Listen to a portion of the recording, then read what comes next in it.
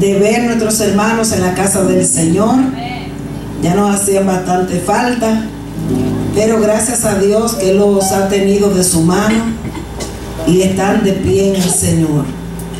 Vamos a estar puestos de pie en reverencia a la palabra del Señor. Lo que puedan, lo que no puedan, quédense ahí sentaditos en sus asientos, pero vamos a considerar esta palabra que el Señor nos ha traído en esta preciosa tarde. Juan capítulo 6. ¿Lo tienen todo, amados? Amén. Amén. Y estamos leyendo la palabra en el nombre del Padre, del Hijo y del Espíritu Santo. Amén. Después de esto, Jesús fue al otro lado del mar de Galilea y de Tiberias, y le seguía gran multitud, porque veían las señales que hacía en los enfermos. Entonces subió Jesús a un monte y se sentó allí con sus discípulos. Y estaba cerca la Pascua, la fiesta de los judíos. Cuando alzó Jesús los ojos y vio que había venido a él gran multitud, dijo a Felipe: ¿de dónde compraremos pan para que coman estos? Pero esto decía para probarle, porque él sabía lo que había de hacer. Felipe le respondió: 200 denarios de pan no bastarían para cada uno de ellos tomase un poco. Uno de sus discípulos, Andrés, hermano de Simón Pedro, le dijo: aquí está un muchacho que tiene 5 panes de cebada y 2 pececillos. Mas, ¿qué es esto para tantos? Entonces Jesús dijo: haced recostar la gente. Y había mucha hierba en aquel lugar, y se recostaron, como en número de 5,000 varones. Y tomó Jesús aquellos panes, y habiendo dado gracias, los repartió entre los discípulos, y los discípulos entre los que estaban recostados, asimismo de los peces cuanto querían. Y cuando se hubieron saciado, dijo a sus discípulos: recoged los pedazos que sobraron, para que no se pierda nada. Recogieron pues y llenaron 12 cestas de pedazos, que de los 5 panes de cebada sobraron a los que habían comido. Aquellos hombres entonces, viendo la señal que Jesús había hecho, dijeron: este verdaderamente es el profeta que había de venir al mundo.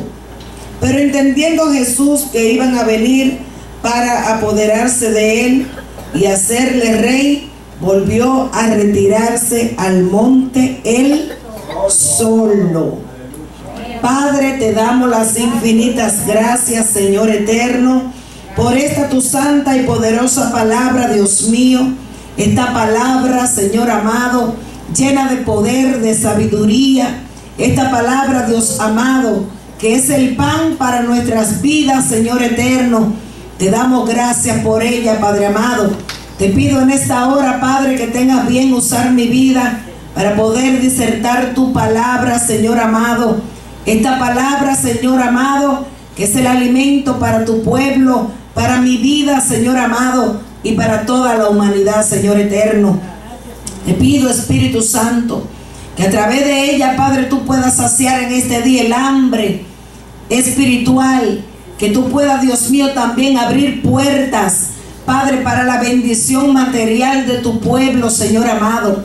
Que a través de esta palabra, Dios mío, podamos tener confianza en ti, aún en medio de tiempos de escasez, Padre amado. Sepamos que tú eres el Dios todopoderoso que hace milagro y multiplica, Señor amado, para que tu pueblo tenga alimento y se sacie, Padre Santo.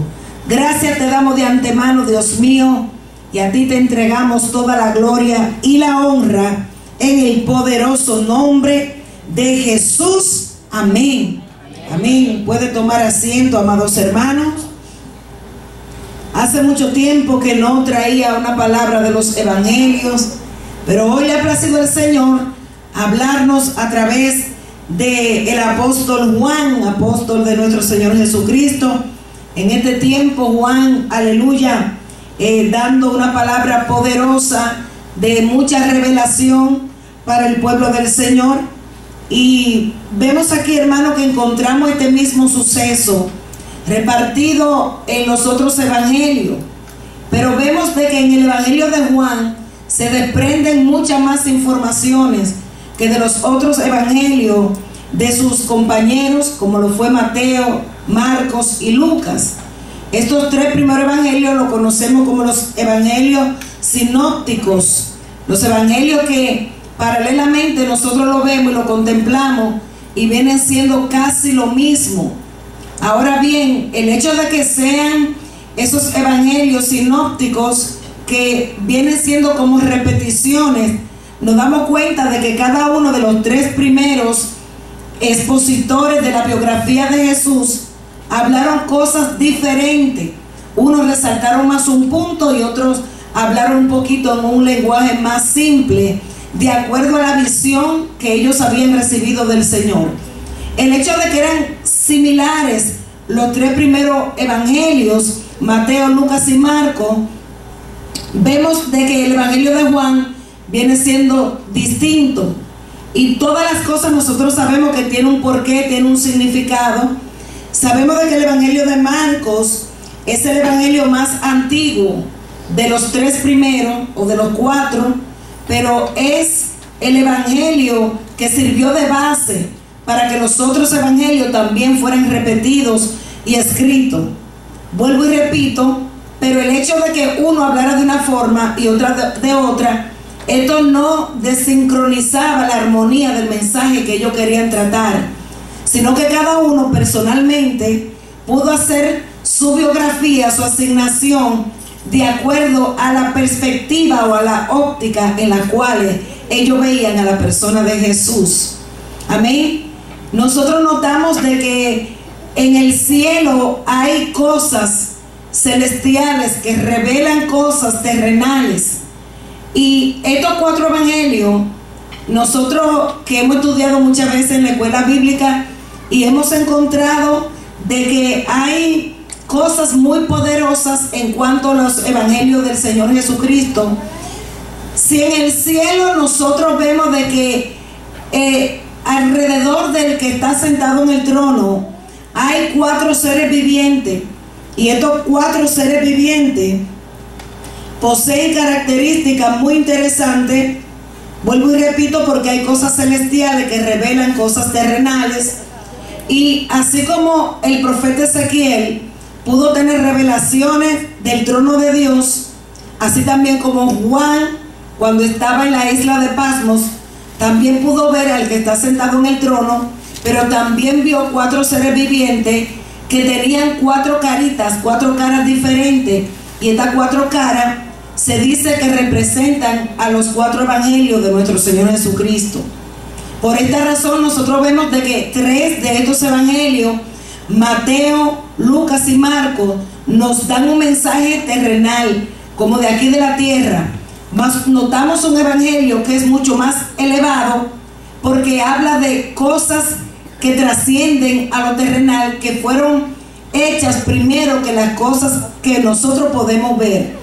Por ejemplo, cuando vemos de que esos cuatro seres vivientes tenían cara de león, cara de águila, cara de buey y cara de hombre, notamos, por ejemplo, de que Mateo fue el que más enfatizó, y a esto le alude la cara de león. Sabemos que Jesús es el Rey de Reyes y el león de la tribu de Judá, y notamos de que Marcos fue el que más habló, haciendo su biografía como mucho énfasis en probar de que Jesús era el Rey, de que Jesús había venido a esta tierra a reinar. Mateo era un hombre de gobierno.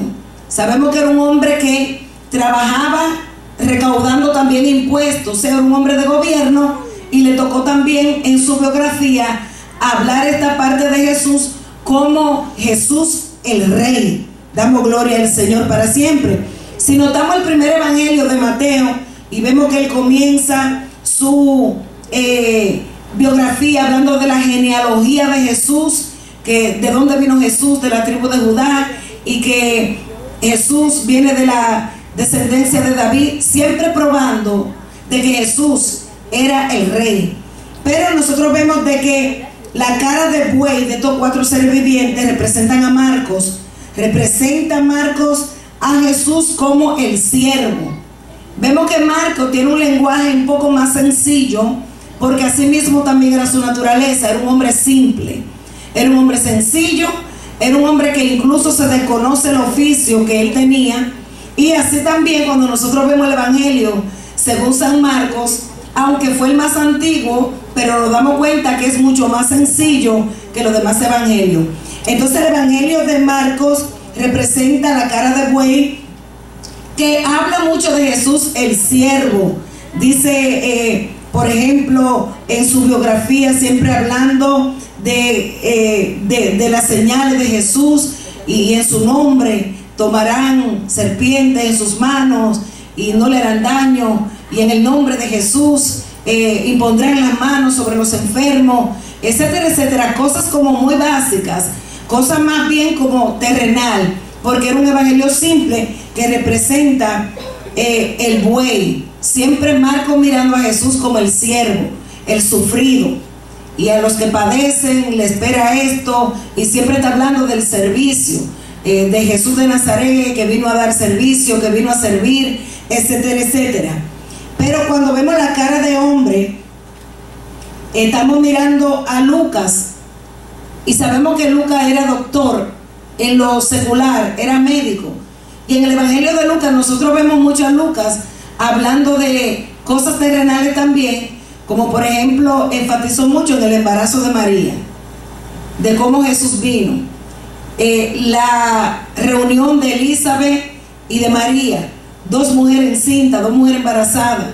Lucas también habló de el tiempo difícil de Jesús en el Getsemaní, cuando Jesús estaba siendo procesado por los padecimientos, que también causó manifestaciones físicas de quebrantos físicos en su cuerpo, y habló de que Jesús sudó gotas como gotas de sangre. Y al Lucas ser médico, Lucas sabía lo que era la hematohidrosis, que es cuando hay mucha presión, mucha tensión en una persona, una carga muy fuerte, las emociones encontradas, los traumas, los desvelos, las angustias multiplicadas.